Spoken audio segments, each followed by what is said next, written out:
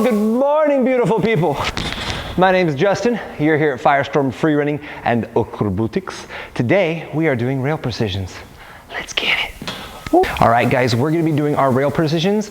This is going to be really, really fun, but really not for some people because you're gonna land on the arches of your feet and it's gonna suck. But don't worry, it happens to all of us, which is why you wanna start your rail precisions on the ground where you can then step out of it when you mess up, as opposed to very high up as we did in our intro, which is really good, just not when you're starting out. So, you guys have probably already seen our precision tutorial. In fact, it was tutorial number 1. Woo!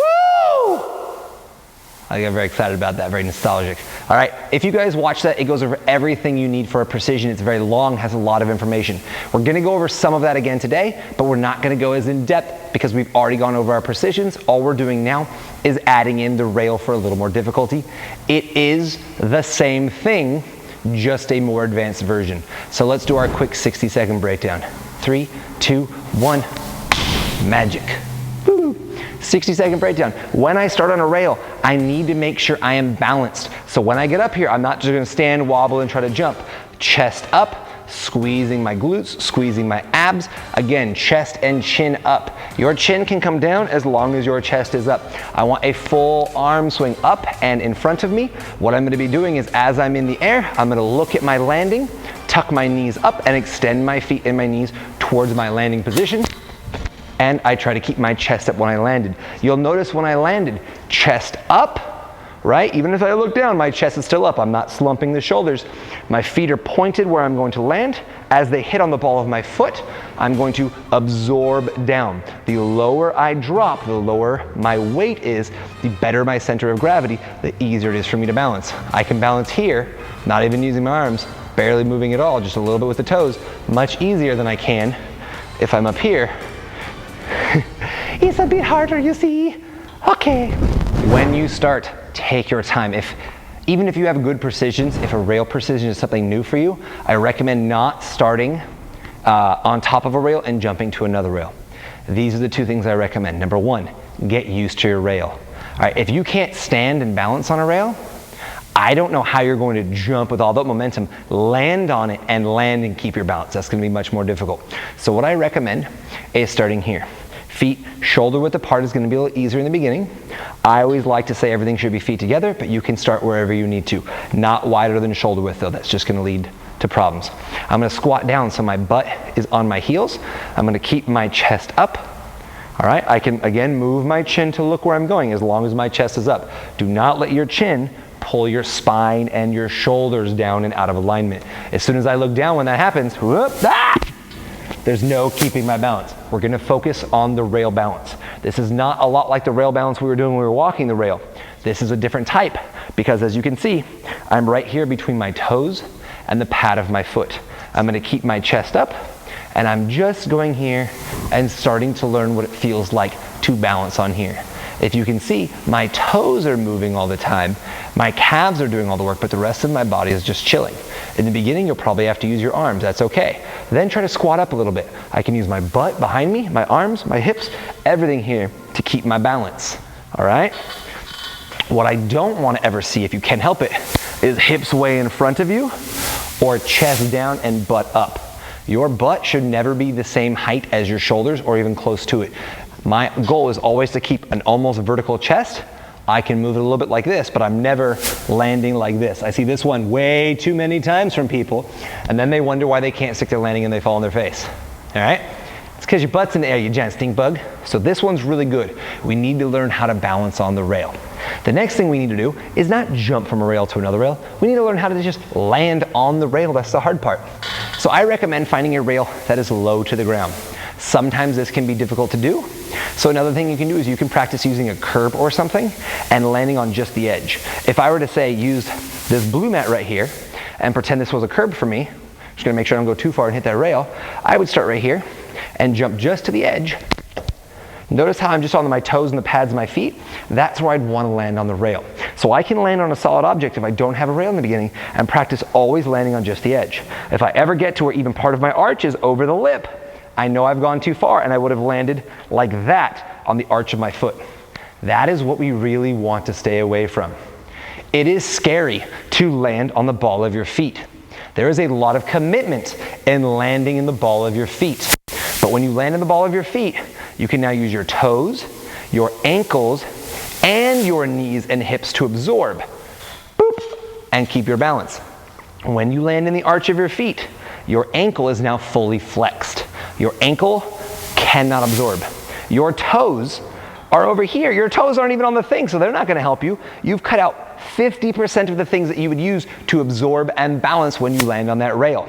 A lot of times when you land too, it will start locking your knee out. If my knee's locked out, what I'm gonna do is this weird duck looking thing up here on the top. That's not gonna keep my balance, it's gonna hurt my back, and especially the bigger and bigger my jump is, if I land on the arch of that foot, is gonna cause problems.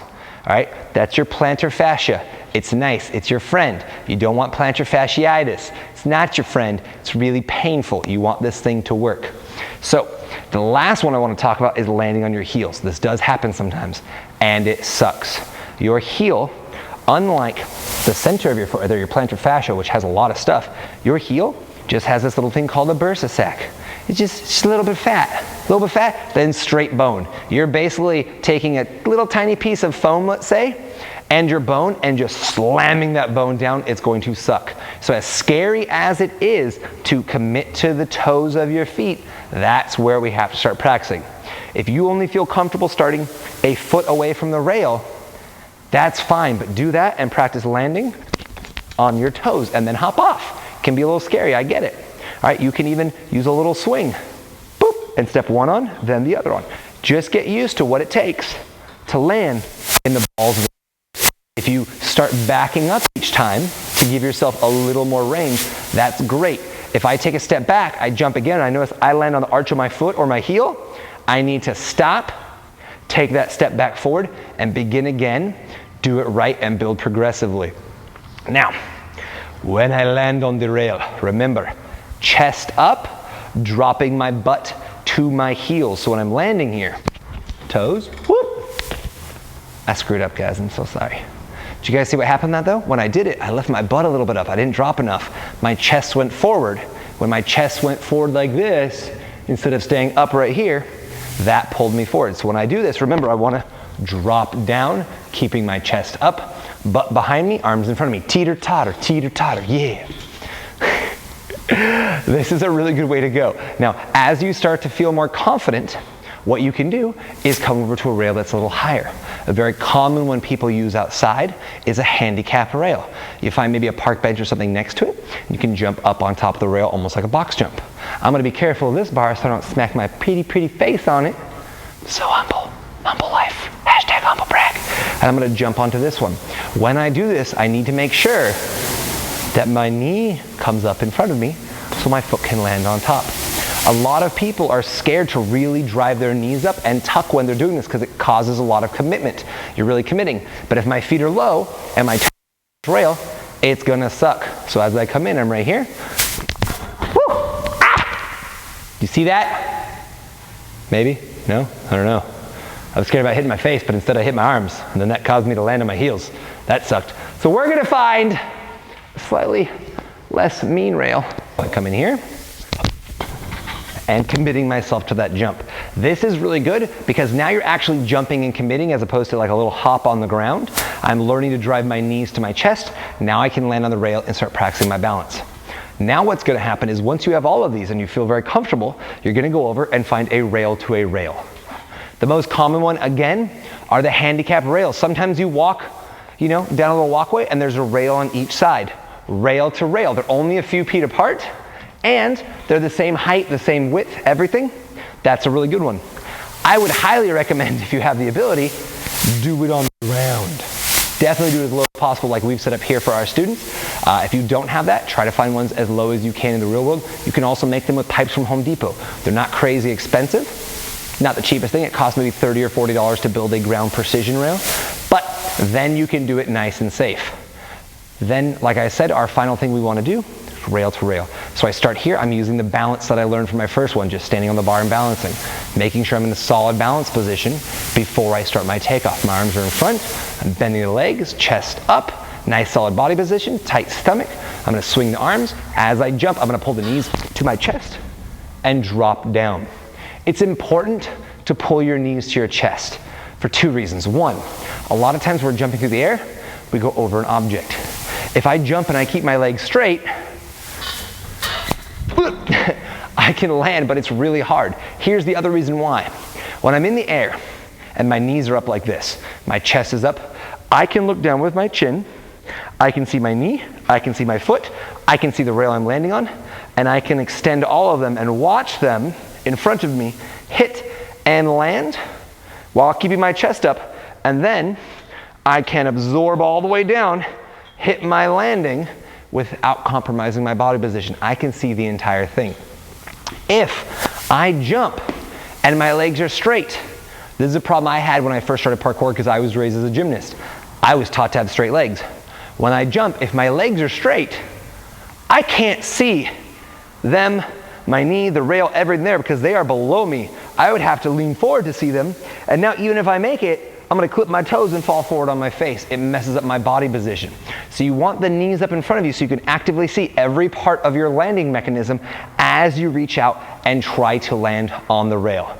Again, I hit the rail. As soon as I do, whoop, drop the butt down. I can use the butt behind me, the arms in front of me to keep my balance, which is what we learned in the very first thing we did, that balance position. Yeah! Those are your rail precisions. Let's talk about a really common thing that happens though, okay? One, we get a little scared, we get our feet too far in front of me. We hit the heel, we slip, we fall backwards.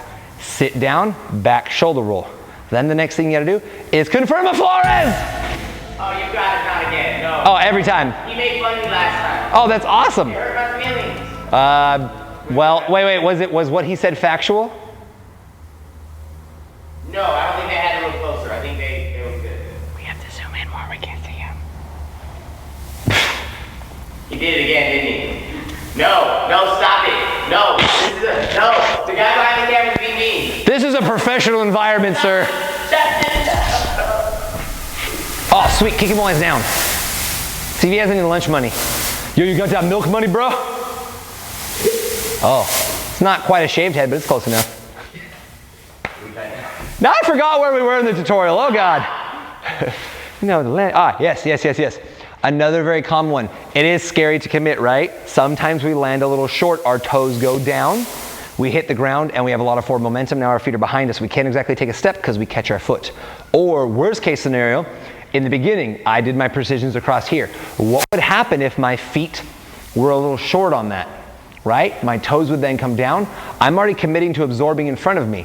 It's gonna slide down and catch my ankle and I'm gonna fall forward. If this happens, it does suck, which is why you want to get really good and confident first. But if your toes slip and fall down because of the way you're landing, most of the time you will be falling forward still. If you're high in the air, it's going to catch that ankle, like I said. I'm not going to be able to put my foot down on the ground. I'm going to be falling forward and dropping 7 or 8 feet over here. Your natural reaction when that happens is to stiffen up and stick your arms out in front of you. You ever see somebody like trip and they immediately go to like a falling push-up? All right, this is why we practice shoulder rolls. If I catch, I'm not going to extend out and pull the arms. I'm going to actually do the opposite. I'm going to pull in, turn to the side, try to absorb and pull myself into a shoulder roll. That is going to be difficult up here. Really, really difficult. But it's much safer than a straight body falling head first towards the ground. I want to hollow my body, reach out, and go for the roll. The other thing you can do is if it starts to slip, I'll use this bar right here as an example. Let's say I go right here, and I'm just a little short. I'm trying to, come in to absorb. Bink, my toes go down. I hit here. This takes some practice, though. As you're falling forward, you can then twist, woo, and try to grab yourself onto the rail. You just need to have practiced it so your body knows what to do when you get there. Don't go up and do a rail precision really high if you haven't practiced how to save yourself when you wipe out. Because sooner or later, no matter how good you are going to mess up. I know, it's how I ended up in a wheelchair. Stuff happens. On that very uplifting note, my name's Justin Taylor. You've been at Firestorm. That's Flores. This guy behind the camera's mean. We like him anyways. Oh, you're in a much better mood now. I like that. No more crying? Different Yeah. Oh. I don't think you ever stopped recording. I think we're still going. Yeah, you messed it up, bro. Edit out close. Do your Totally. Oh, thank you, sir. Yeah. As always, please like, comment, subscribe, share, all that fun stuff. Reminder, we have one more tutorial next week after this. After that, we are done with our level 1 and level 2 or white and orange rank parkour. You have all the parkour skills you need to start really getting outside, training, and becoming good at parkour, becoming a tracer. From there, we're going to be moving on to free running. Remember, we're not following the curriculum anymore. You guys get to decide what I'm going to teach you. Do you want to learn a wall flip? Do you want to learn a palm flip? Maybe you want to learn a cast back, maybe a loser front, maybe a demon drop, maybe a devil drop, maybe a Buddha drop. There's so many drops. You let me know, and we'll work on it here and start giving you the skills you need to go do cool stuff with the art of motion and other things, because there's so many different things you can go do now. I don't know why I'm talking in this voice or doing this thing, and I'm doing it 3 times, so I'm just going to move on. Good day.